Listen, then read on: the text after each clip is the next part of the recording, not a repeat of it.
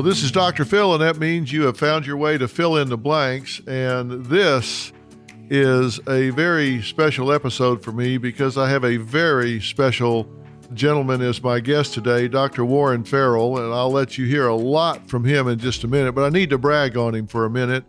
I was just telling him a second before we went on the air that this was special for me, and I'll tell you why. I had him on a show recently, and we were talking about some specific stories and facts, and I was very frustrated that when you're dealing with specific stories and facts, you have to get the story told and you have to deal with the facts of the story. And there was so much more I wanted to hear from Dr. Warren Farrell. There just wasn't enough time to hear all of the incredible information that he has to share from all of his time and all of his research. And the minute we walked off, I said, I have got to have a sit-down interview with him where we just talk about his point of view, his research, his findings, without having to deal with a specific fact pattern, a specific story, because he has so much insight to the subject matter that we're talking about today. He's the author of a lot of different things, but his most recent book, which he co-authored with John Gray, is The Boy Crisis. And it's really described as a blueprint for what parents, teachers, policymakers can do to help our sons become happier, healthier men, fathers, and leaders, and to do so in a way that's really worthy of society's respect. Now, who is Dr. Warren Farrell? Well, he's been chosen by the Financial Times as one of the world's top 100 thought leaders. He's a New York Times bestseller. He wrote Why Men Are the Way They Are. He's written the international bestseller, The Myth of Male Power. He's been described as the Martin Luther King of the men's movement, but you might be surprised to know that he has been a pioneer in the women's movement as well. He's been elected 3 times to the board of NOW in New York City. He's appeared on 1,000 TV shows. Oprah, Barbara Welters have interviewed him, Peter Jennings, Katie Couric, Larry King, Tucker Carlson, Regis Philbin, and myself. I've had him on more than once. He's got 2 daughters of his own. You can find him, by the way, at Warren Farrell. That's FARRELL.com. And you're going to find this to be an interesting conversation, not because of me, but because of him. So, Doctor, thank you for joining me today. I really appreciate it. It's a real pleasure. Doing your show. I love the way you listen, but yet you're also a tough love person, and that's the combination I most appreciate. Thank you for saying that.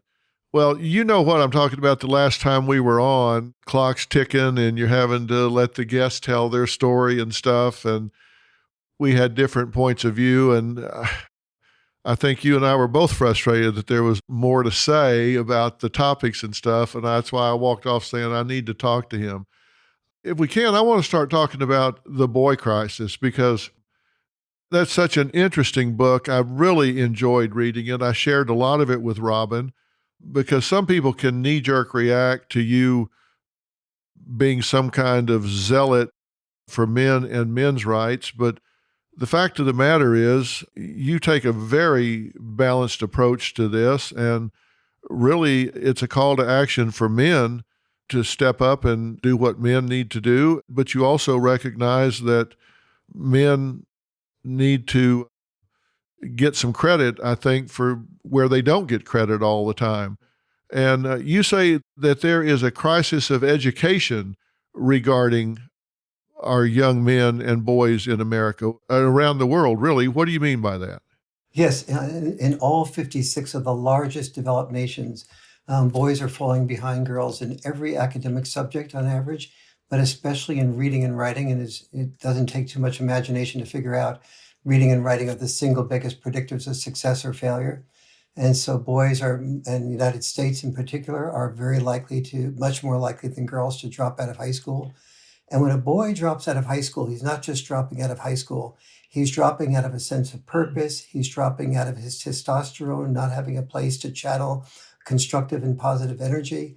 And so as early as in the 20s, even before COVID, when the unemployment rate in the United States was 3.8%, the unemployment rate for boys was on average, if they dropped out of high school, more than 20%. And so this is 20% of boys, the ones that dropped out of high school, that is, that are set up for a very potentially destructive channeling of their energy. And when you see boys in prison, you see boys who are very highly likely to drop out of high school. But also, I discovered that all around the world, with all the areas where the boys were having problems, the common denominator was a minimal amount of father involvement, or what I called dad deprivation. Either they didn't know their father, the father had left at an early age, or the father was very minimally or not at all involved with the family. And so that started to, and that was very different from what I started out with when I submitted the book proposal to the publisher. I had 10 causes of the boy crisis that I outlined, and with this idea of having 10 parts of it about each cause, and ended up finding that the lack of father involvement was by far, in a way, what I would call the hub cause. Well, let's talk about that for a minute, because I think about this as kind of an auto-exacerbating situation. In other words, it's a situation that makes itself worse, because as the young men are affected disproportionately and drop out, and then it compounds their place in the world, then they become less involved fathers. And as they become less involved fathers, then that trickles down to their children, and a generational legacy is set in place. And so that creates a problem with their children, who then become less involved. And that's what I mean by it makes itself worse.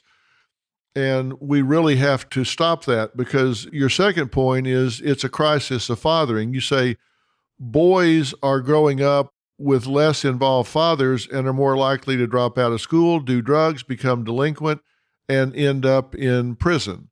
So this having a father there as a role model and a guide to set boundaries and structure is very important, not just academically, but societally as well.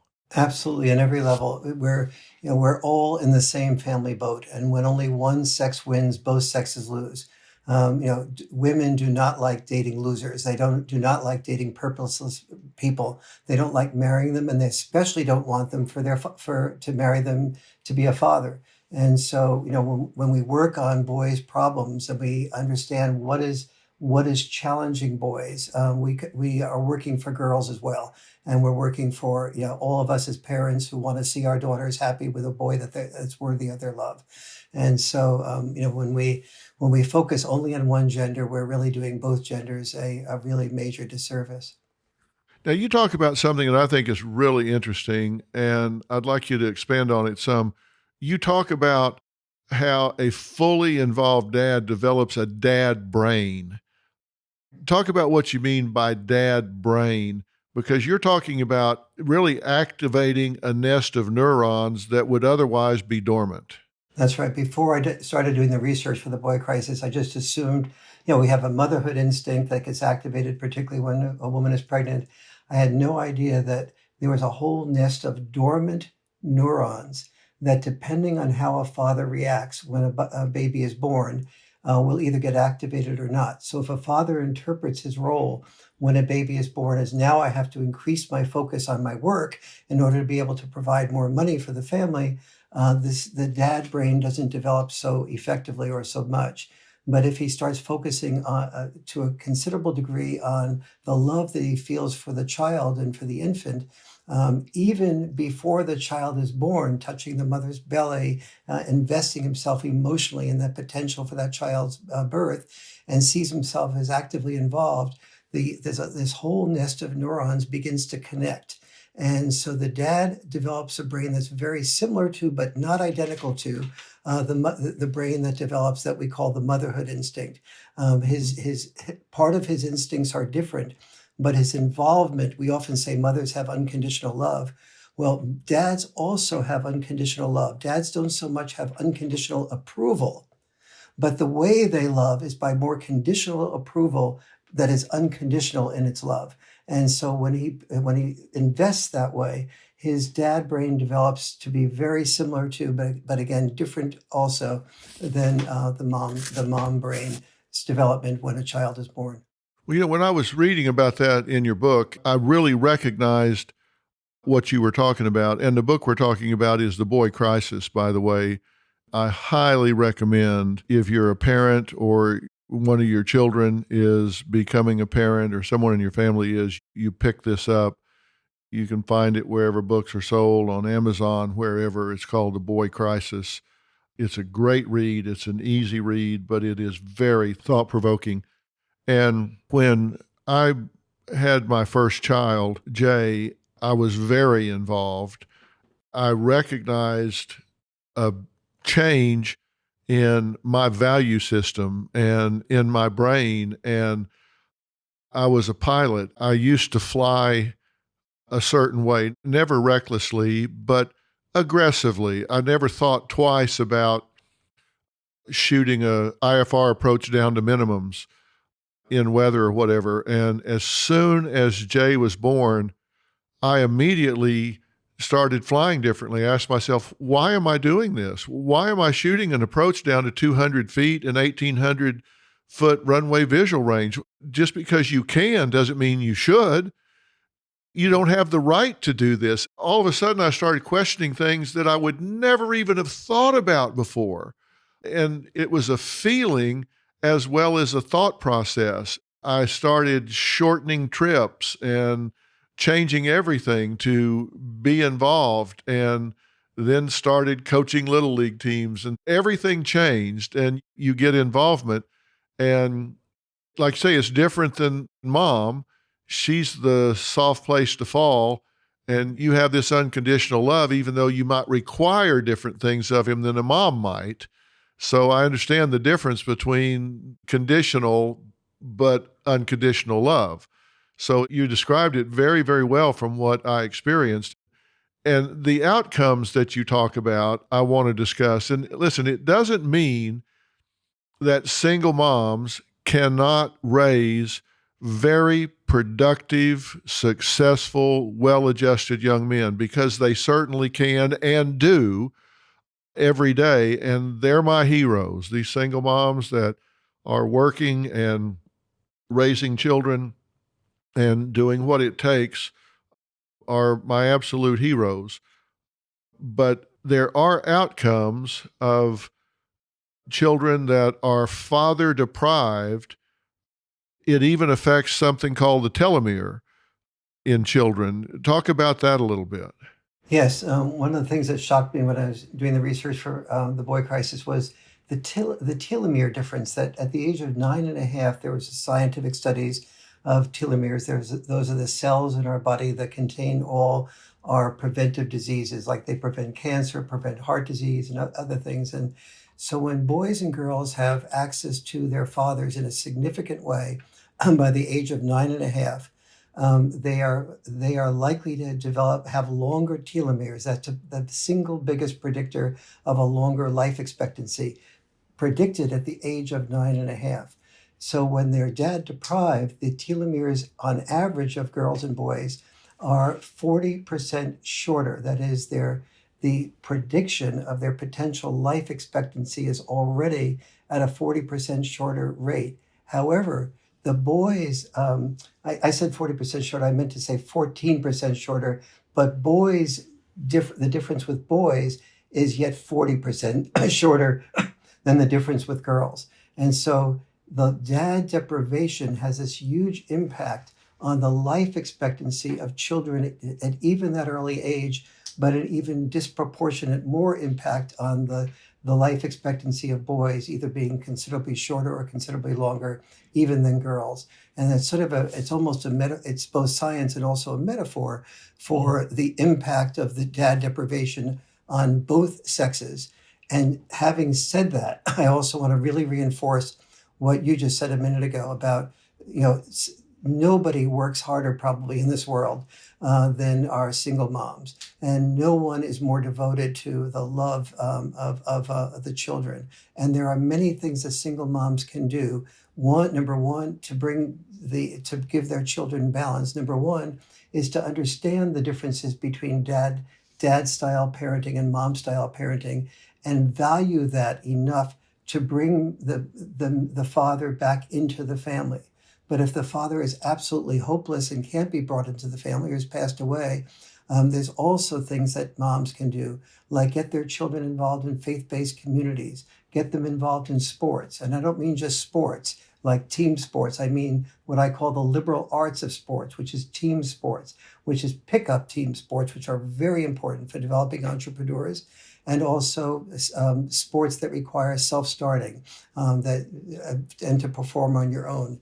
And when children have that combination, they can really develop very effectively. Find a mentor for your children if you're a single mom, but also encourage the mentor to help your son find somebody to mentor.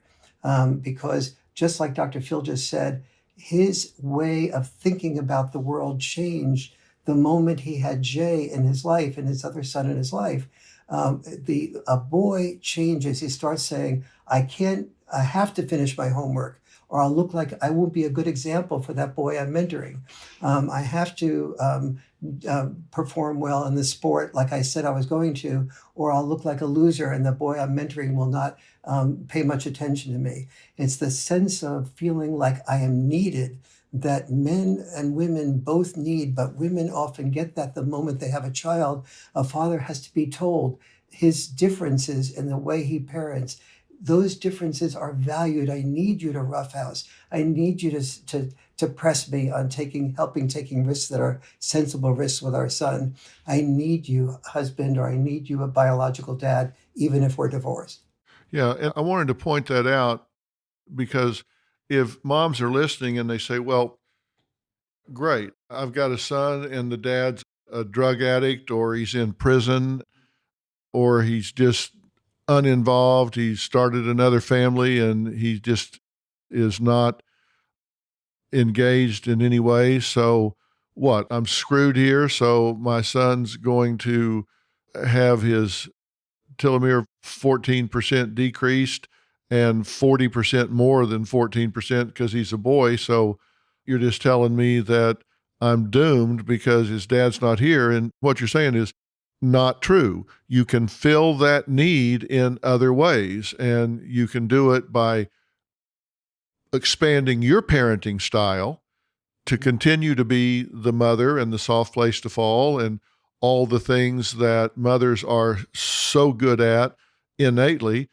but expand your parenting style to also include some things that are further out on the continuum than what you might normally do, and then make sure that he does have exposure to some well-selected males that can provide that influence on him, and then putting him in that role so he can take up the responsibility and become the role model as well. Both of those things. So moms that don't have a dad in the home or available, they're not left out. They can still provide that stimulus, that input, that role modeling for their child. So it's not that they're just out in the cold.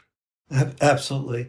And do pay attention to the part of the Boy Crisis book where I talk about dad style parenting, and then just get yourself involved in something like, what is dad style parenting? It might be something like roughhousing. So don't be afraid to roughhouse with your children. And because the normal reaction is when dad's roughhouse, it's like, oh my God, I just feel like I have one more child to monitor here. And yet I don't want to be controlling, and the children seem to be having fun. So I'll try to stay away, but I just intuitively feel that, somebody's going to get hurt here sooner or later. And now mom is only about 99.9% likely to be right. And sooner or later, one of the children gets hurt a little bit. And then the mom is shocked that the dad says, okay, sweetie, you can't put your elbow in your sister's eyes like that. And if you do that again, we're going to stop roughhousing. And mom goes, wait a minute. You didn't learn the lesson from the fact that the kids just got hurt. You're going to give them another chance and roughhouse again. But it's that other chance that dad invests in. And then when the children violate because they're experiencing emotional intelligence under fire, as the psychologist put it, and they don't pay attention to dad's conditions on which roughhousing will continue, and then dad stops the roughhousing when those conditions don't continue. He doesn't repeat, I told you couldn't do this, and give them another chance. He stops the roughhousing, and it's that teaches the children postponed gratification. I can't have the gratification of winning unless I consider my sister's needs, my brother's needs, and I understand the difference between being aggressive versus being assertive. And the kids who understand, who have empathy and are able to be assertive, not aggressive, they have more friends in school. They do well. The kids that have postponed gratification do well in their subjects and in every other way. And that's what leads to the children, one of the things that leads to children being healthier. But Mom, you can do that roughhousing also. And as long as you couple it with boundary enforcement and not a repeat of the suggestion to be assertive versus aggressive. Yeah, and you've got to study that some because, dad might say, hey, rub some dirt on it, you'll be fine. Sometimes dad can go too far that way, and it's not always right, but, mom can make some adjustments there. And you found some really interesting facts. For example, a study of ISIS fighters concluded that almost all male and female fighters had in common some type of absent father syndrome. I thought that was really interesting. You found that father-present families score higher in math and science, even if they came from weaker schools.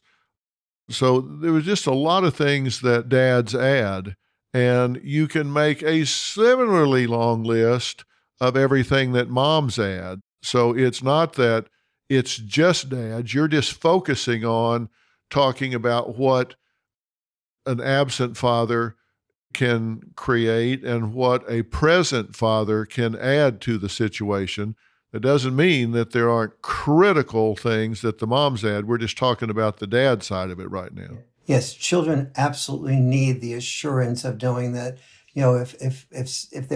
if they're talented, or that mom is much more likely to focus in on, sweetie, you have a special gift here.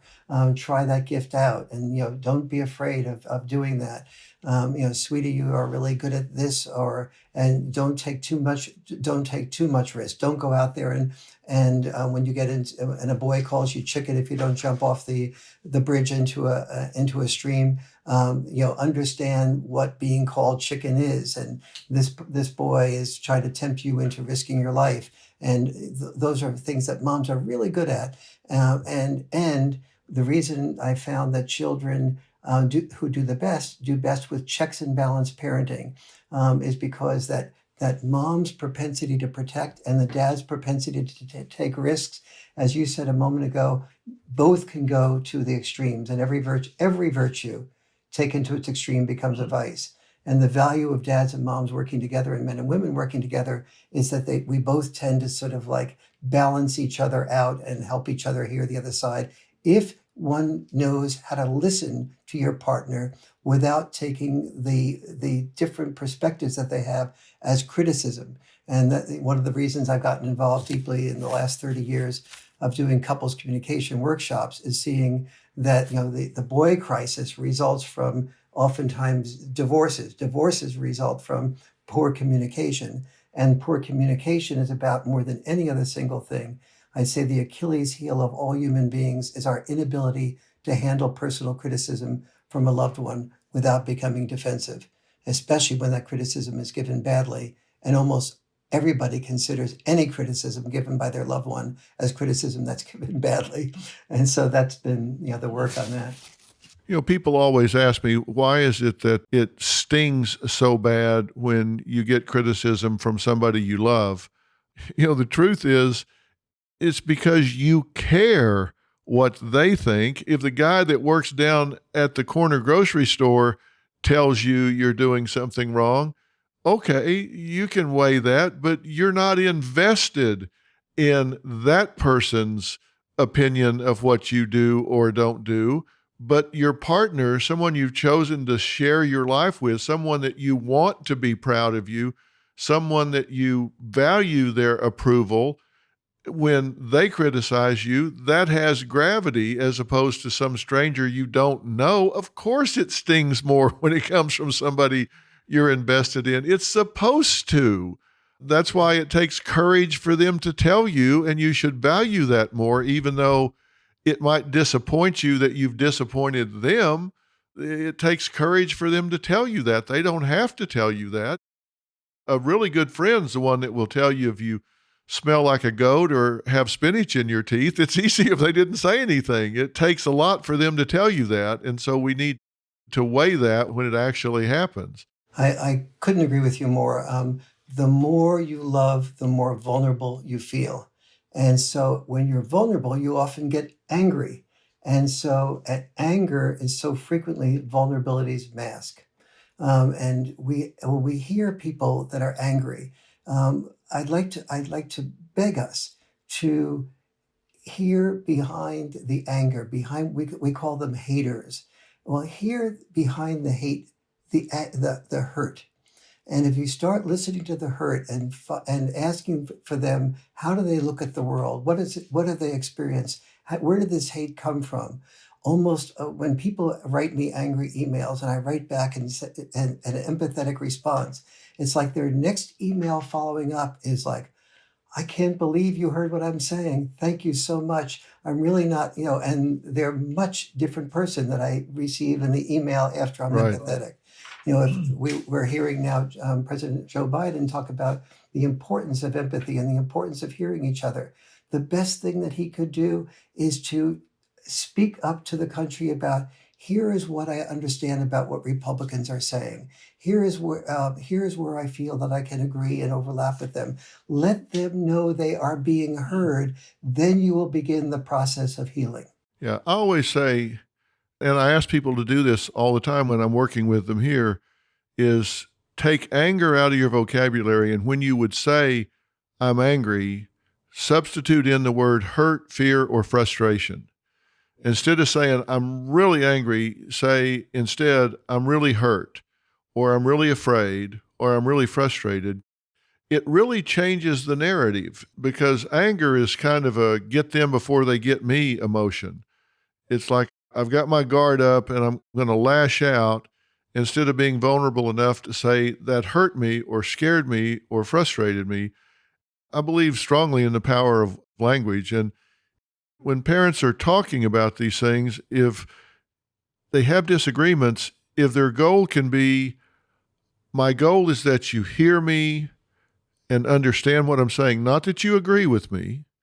In fact, you don't even need to respond. Just as long as I know that you hear me, I'll leave it there and we'll come back to it. Because if you really love each other, good chance is you want the same things, particularly with regard to your children. And I found that people that really sincerely love each other will find a way to meet each other's needs more often than they don't. If they'll just say, my goal is to be heard and understood. You don't have to agree with me.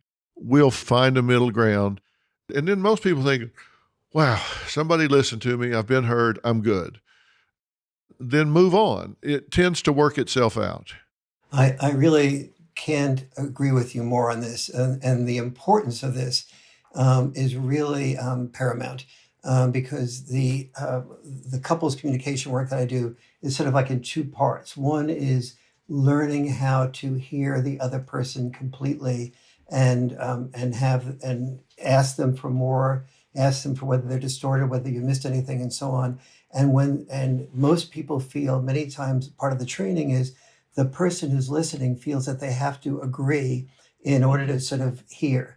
But you don't need to agree and in order to fully hear somebody. You just need to fully hear them and let them know what you heard and check out with them whether they feel at all distorted or whether anything is being missed. And if anything is distorted, always take it as your responsibility to keep working on getting it the way they said it, the way they felt it. And when you get that, as you were saying a minute ago, Dr. Phil, the relief on the part of the other person is enormous. Sometimes things need to be done behaviorally. Somebody's drinking too much, or something along those lines. You're moving to a different place, going to a different place for vacation, and the details need to be worked out. That's another process. How to get there is how to brainstorm different options and alternatives, but it all rests on the foundation of being able to hear each other first. Right.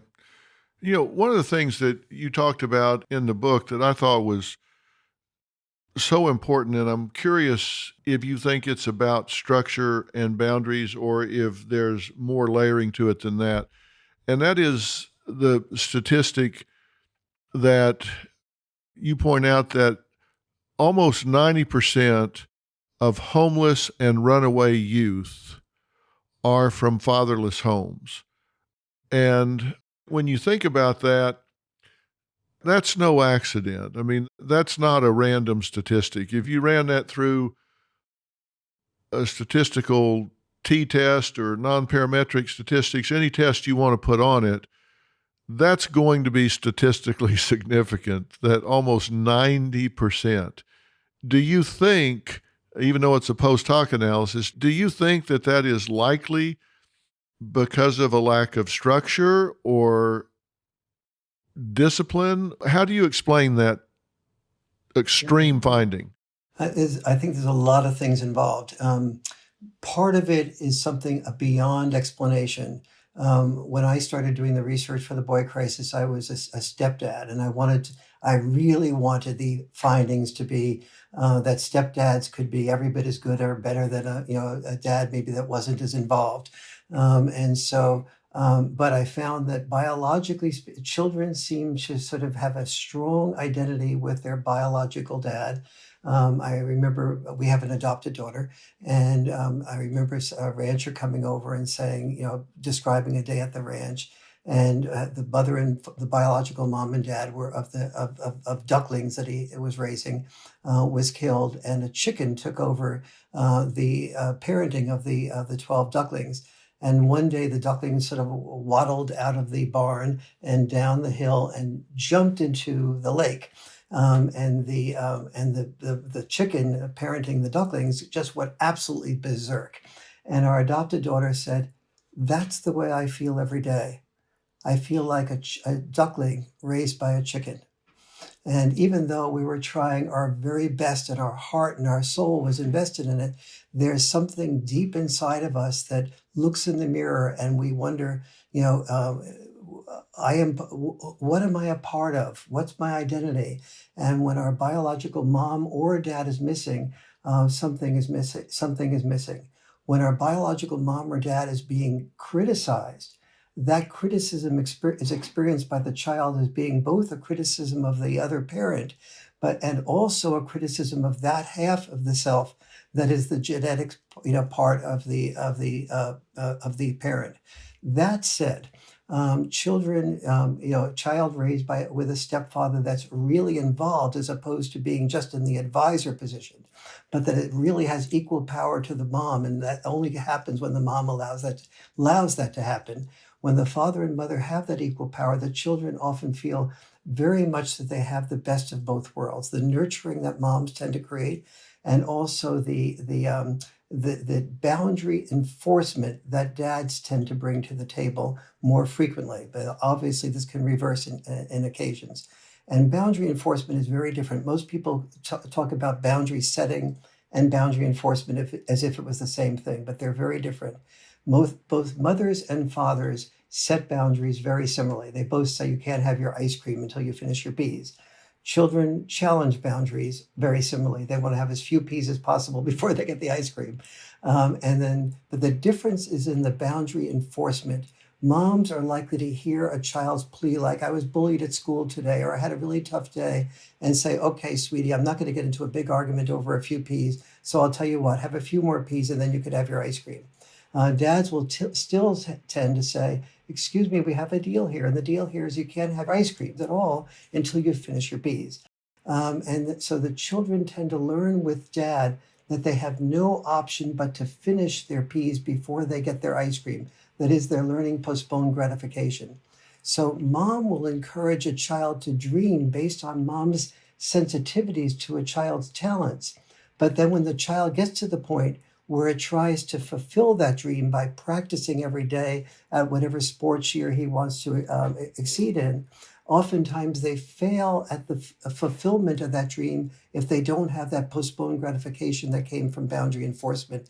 And that's where dad and mom, so that the person who becomes homeless is oftentimes a person who has dreamt and dreamt and dreamt, but failed and failed and failed, feels that there's nothing worthwhile about them, that they can't fulfill the parental expectations, that they're mocked at school, they're not admired by teachers, or their brother or sister who's doing better is being admired and not them. And particularly for teenage boys who have lots of testosterone, when they feel like they are failures, that testosterone tends to look for a bigger purpose, an ISIS or an anger that at the people that we rejected them, so I'll do a mass shooting, or I'll commit suicide because I'm hopeless. And those are the things that are, that's part of the mixture of experiences that so frequently leads to that homeless person.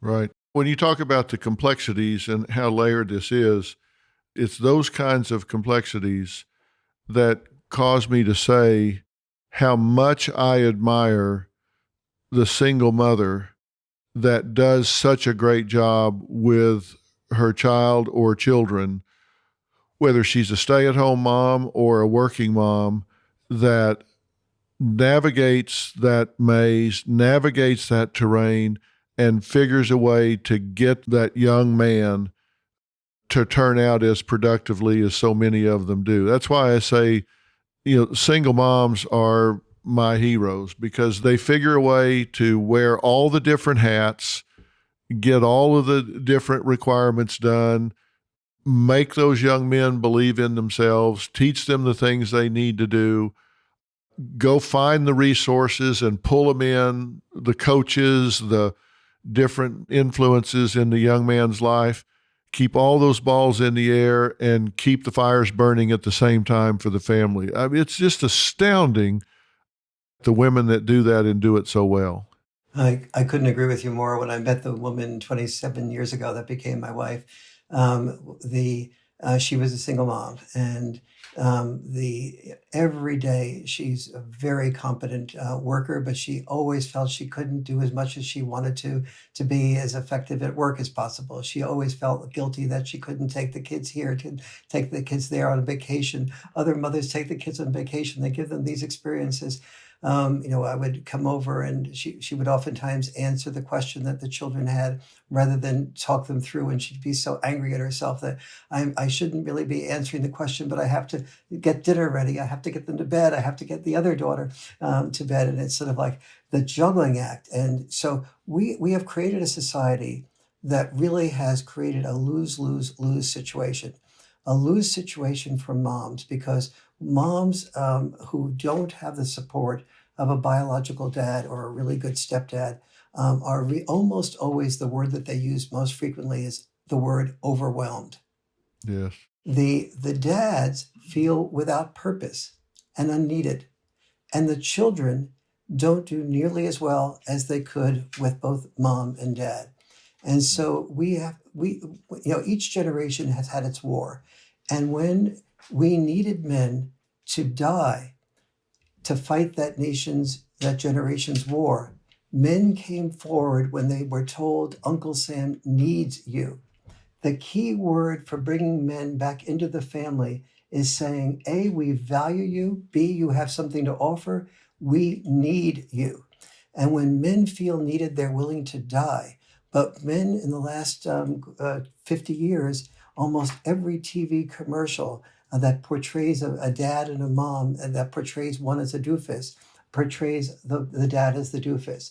This is not an inspiration for our boys to become fathers that are effective.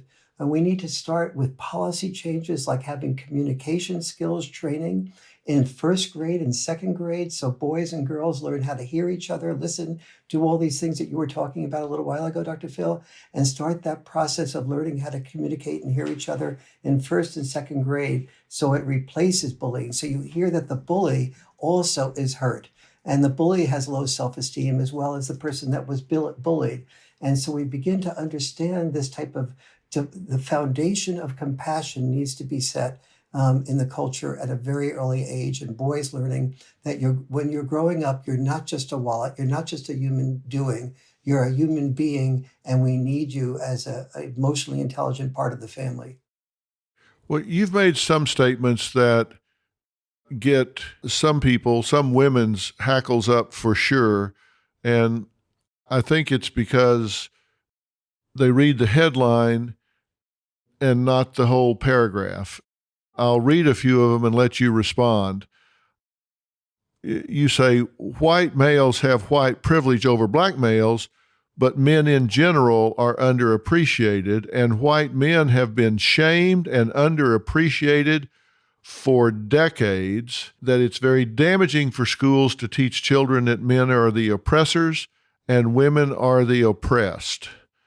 What do you mean men are underappreciated and are mischaracterized as being in control and oppressing women? They are paid more than women. They get the jobs in management that women don't get. They do keep women down. Are you kidding me? You've heard all of those things. Yes, indeed. Yes. So first of all, the white male, we have to take those things apart because whites clearly have white privilege in relation to black males in particular in this culture. And that's been the case for many, many generations. Male versus female. What is so when I taught women's studies at San Diego State and other places, one of the things that I and other people said, and I was on the board of directors of the National Organization for Women, as you mentioned before, in New York City, one of the things that I and other people said was that we live in a world in which that is dominated by a patriarchy, and the patriarchy made rules to benefit men at the expense of women. Well, as I began to look at that, I began to realize that, wait a minute, the world was actually not dominated by a patriarchy, it was dominated by the need to survive.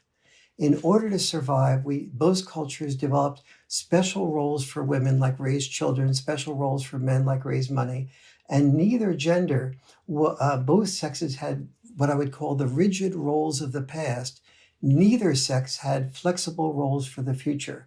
One of the first people to understand this, Betty Friedan and I used to be pretty close friends, and she wrote a book called The Second Stage. And the second stage said that feminism will not go beyond a certain point without men also being able to change their roles. We have to work on men's liberation simultaneously with women's liberation. Otherwise, we'll be getting to get angry at each other rather than have both of us free to have more flexible roles. Well, when the Pew Research Center asked men for the first time what these were full-time working men, they asked the full-time working men who had children, would you rather be full-time working or would you rather be full-time with your children? And 49% of the men said, I'd rather be full-time with the children than working, and especially full-time working. And so what we have out there is a large number of men and women who don't want to fit the gender role stereotype. And when men got married, oftentimes men, and this is the really crucial point, when men got married and they had children, they often said, I need to give up my love of elementary school teaching because it doesn't pay enough. I can't be a musician doing musical gigs because it doesn't pay enough. I can't be an aspiring writer, aspiring artist, aspiring actor, because that is very fulfilling to me. It's what I love to do and I'd want to do, but I have to give up what is fulfilling to me to serve my wife and my children better. So we as feminists looked at that increased amount of giving up the elementary school teacher, becoming a superintendent of schools, and then said, women are being oppressed because we have fewer women as superintendents of schools. or fewer women are CEOs. But in fact, without understanding that it is not men who earn more than women for the same work, it is dads who earn more than moms. Because when dads have children, they give up jobs that are fulfilling, that pay less. They take the road to high pay, and the road to high pay is a toll road. And I'm saying we need to give both sexes flexibility, but to understand that the earning more money at work and giving up doing what one wants to do is not about privilege. It was very frequently about sacrifice to protect women, to protect children, and to give their children more options in life than they had. Well, you said, and this is a quote, that families should be saying to males, thank you for sacrificing what you would love to do in life to do what you didn't want to do because it produced more money for the family. Yes. And I understand what you're saying in terms of taking the higher paying job to provide for the family. But I've got to tell you, from my point of view, and maybe it's just my fundamental upbringing and raising, but I was taught value-wise that the role of the man in the family was to be a provider, a protector, a leader, and a teacher. So I don't feel like anybody needs to thank me. My role is to provide for my family. And the better I provide, in fact, I can say today, I've been blessed financially. I don't have to work at all. At my age, I can retire and not do anything. I guess I'm working for future generations because I'm fine. I'd be bored to death, and Robin would probably beat me to death if I was around the house all the time. So maybe it's self-preservation, but I don't feel like anybody needs to thank me for it. It's just what you do. What would I do if I don't do what I'm doing? I mean, isn't it just part of who you are? Well, yes, and I would say that we all need, and I think you'd agree with this, we all need to be appreciated for what we're doing. And so one of the things I do in my workshops is to say, ask everyone in the workshop to just close their eyes for a while and to imagine, and if you're listening to this, please do this with me right now. Just close your eyes for a while and imagine your dad at an age where he had a glint in his eye, and think about what created that glint in his eye.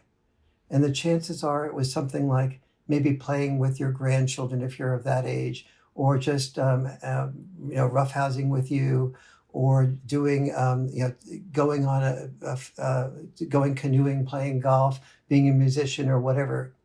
And then think about that fantasy, that glint in your dad's eye.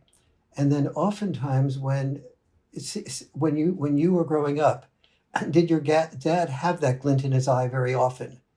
And oftentimes children will say, no, I didn't see that glint in my dad's eye very often, but I did see that glint in my dad's eye when I saw some pictures of him and my mom on a honeymoon, or at some other role. That oftentimes dads will give up the glint in their eye, doing what really fulfills them, to do what they really felt they needed to do. My own dad criticized me when I was contemplating becoming an author. He said, Warren, only one out of 100 authors get a publisher. If you can't find a publisher, you'll never find a woman. You showed him, didn't you? Yeah, well, but even after I was doing the work in the field, and you'll probably identify with this too, Dr. Phil, my father said, Warren, you're teaching people psychology. Psychology undermines people's need to do what they need to do. Life is not what you need to do, Warren. Not about what you want to do. It's about what you need to do. You're teaching people to be selfish. And I finally said to my dad, Dad, your generation was the one that freed us to be able, because you worked so hard that we didn't have to worry so much about survival. I'm free to be able to choose what I want to do as a human being. You've freed me to do that as a result of your providing decently for me in a middle-class home. I want to thank you for that. And then Dad softened up a lot and realized that he had made a contribution that had given me a type of freedom he never felt he had for himself.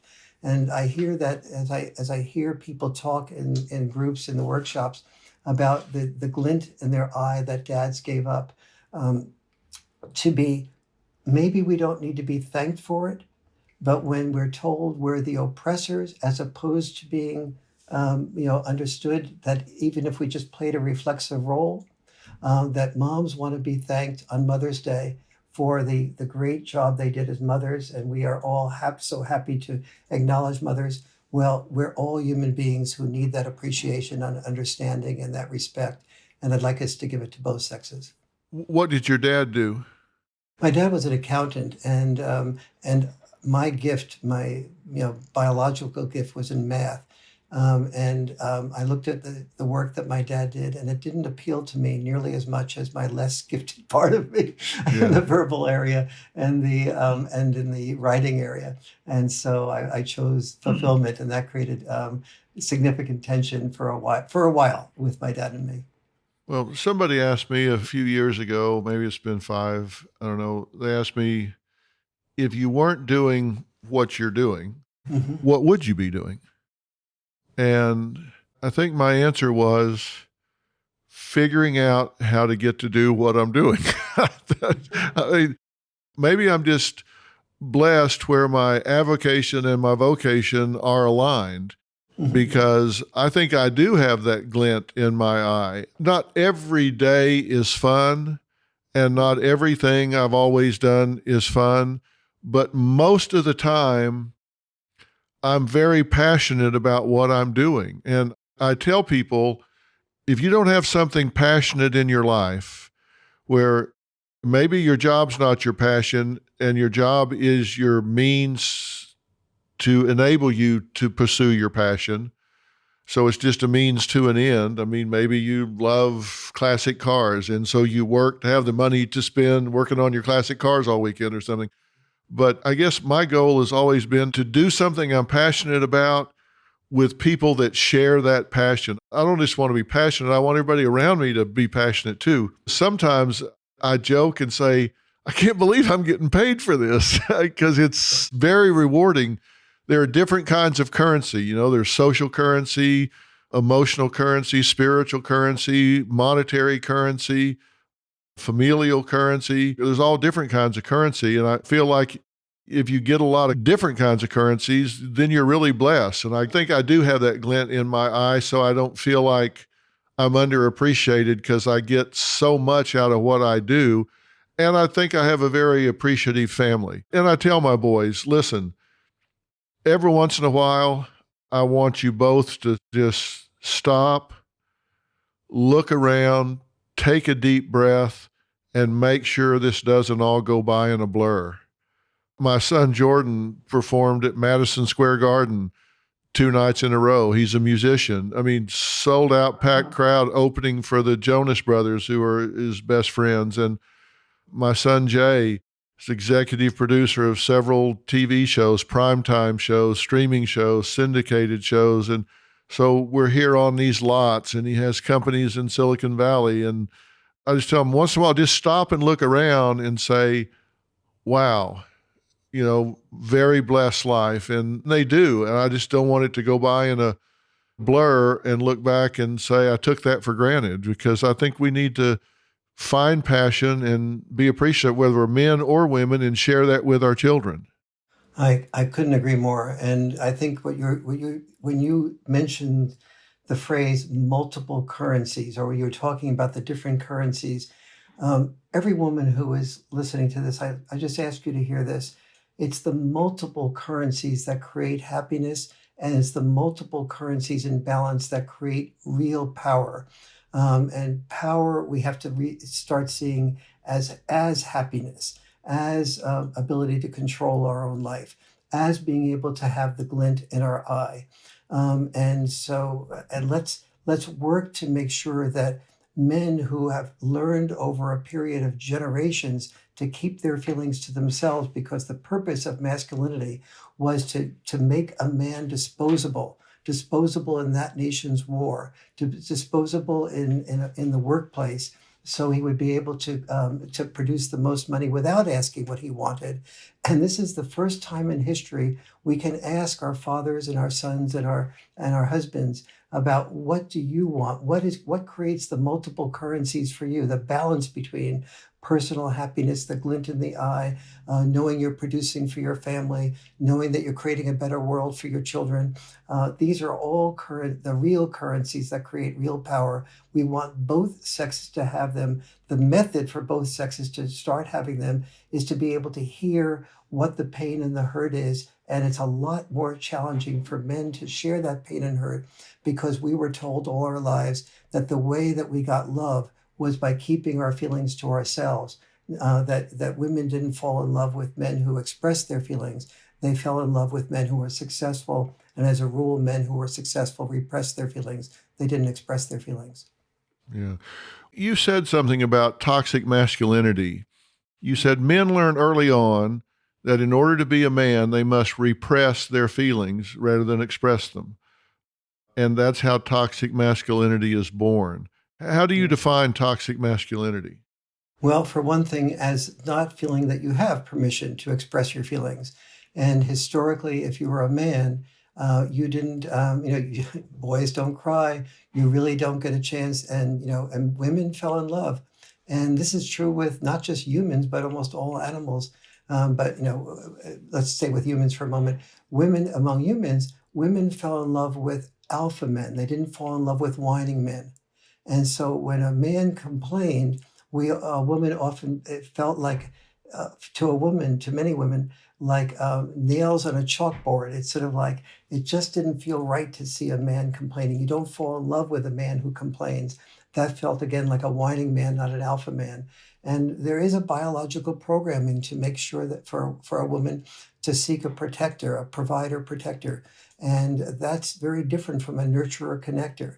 And so women who want to be have-it-all women often say to me, I can't be a have-it-all woman. Life is so unfair. Men can be have-it-all men.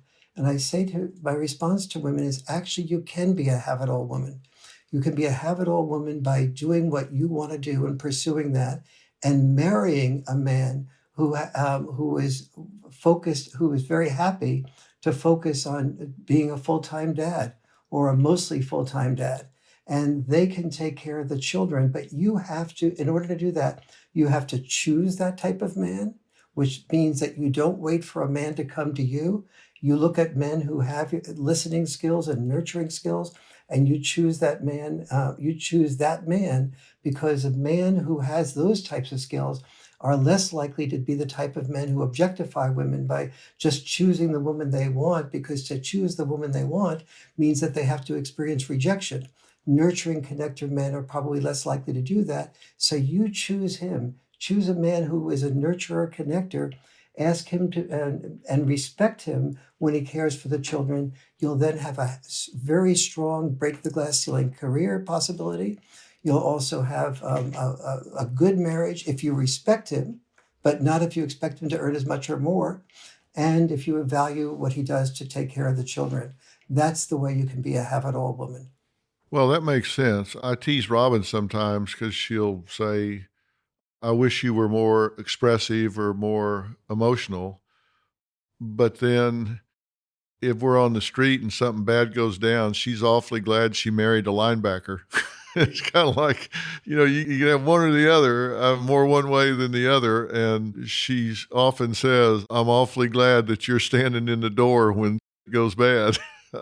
But I have to say, I've learned a lot. We've been married 44 years, and I have learned a lot about emotional expression and sensitivity across time. You learn, you grow, you become more willing to express and all of that. So that's a great definition that you gave. Well, I've kept you longer than I meant to. We could go on for 2 more hours. I'm going to put you on the spot and ask you if you'll do this with me again. I would love to do it with you again. It is rare that I hear somebody ask such good questions, summarize what I've written so carefully and so accurately, and then listen so well. The combination is just wonderful, and I'm so glad it has your ability to listen and to be a tough love person has managed to fit into the mediums of the day so well that you could to have the glint in your eye. So doing another show with you would be just a delight to me. Well, I've been a fan of yours for many years, as you know, because we've known each other for a good while, and I would look forward to having you back on Dr. Phil soon and having you back on Fill in the Blank soon, because I think these are very thought-provoking conversations. And I think people that have a knee-jerk reaction to some of the things that make sensationalistic headlines taken out of context of what you say, maybe that's okay. If it causes people to read more of what you say and learn more of what you say, then fine, because I think they need to dig in. But anybody that's tuned in halfway through or whatever, I've been talking to Dr. Warren Farrell. He's author of The Boy Crisis, co-author with John Gray. He's written an awful lot. You can find him on his website, which is warrenfarrell.com. He says a lot of things that you might find controversial. When you read them, you will find them very thought-provoking. I think he is a devout feminist, to tell you the truth. I think he just looks at both sides of the coin in a very, very realistic way. Doctor, thank you for doing this. I look forward to having you on Dr. Phil again soon with an interesting case, and I'll have you back here very soon, and we'll talk about this some more and probably answer some questions and comments from people that get on the site and dig into more about what we've been talking about. Absolutely. I feel really understood and appreciated by you, Dr. Phil. Well, thanks so much. We'll talk soon. Be Very well. good. Thank you. Will do. So long.